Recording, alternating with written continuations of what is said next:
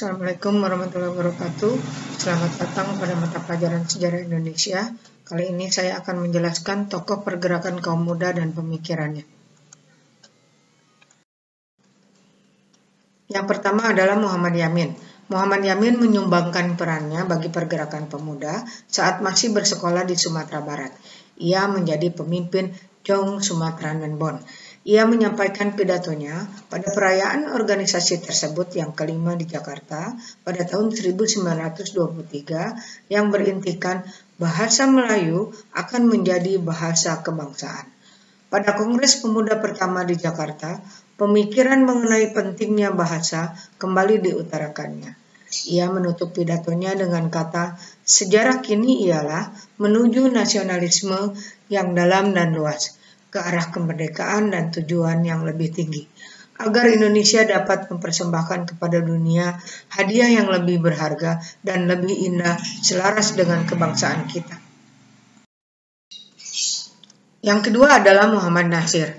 Sejarah Islam begitu mendarah daging dan mengilhaminya untuk membebaskan diri dari belenggu kolonialisme. Muhammad Nasir adalah seorang yang turut berkontribusi besar dalam percaturan politik Indonesia dalam menggapai kemerdekaan. Nafas pergerakan seorang Nasir diasah melalui berbagai organisasi. Ia juga bergabung dengan Islami Tenbon, kemudian menjadi ketua PII, menjadi sekretaris MIAI. Pada tahun 1976, ia diangkat menjadi Wakil Presiden Muktamar Alam Islam yang berpusat di Karachi, Pakistan. Ia juga tercatat sebagai bagian dari Majelis Taksisi Rabitah Alam Islami pada tahun 1972. Ia mendapat penghargaan Faisal Award dari Kerajaan Arab Saudi.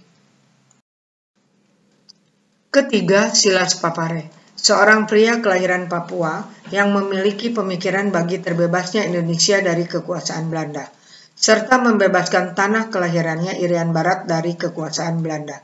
Ia juga aktif di percaturan politik dengan mendirikan sebuah partai.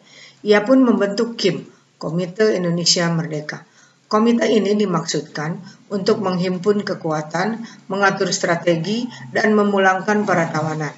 Silas Papare memberikan andil besar bagi kembalinya Irian Barat menjadi bagian integral Republik Indonesia.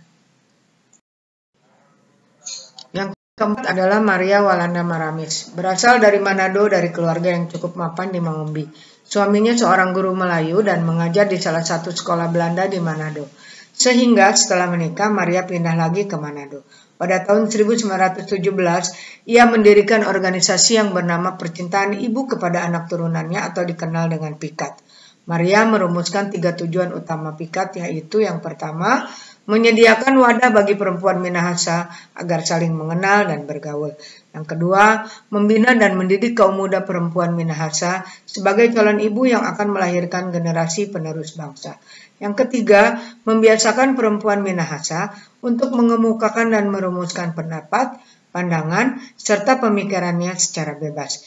Ia pun pandai menulis. Kemampuannya ini menjadi alat untuk mengembangkan program-program PIKAT. Ia juga mendirikan sekolah yang bernama Hollands Inland School atau dikenal dengan HIS, Sekolah Kerumah Tanggaan.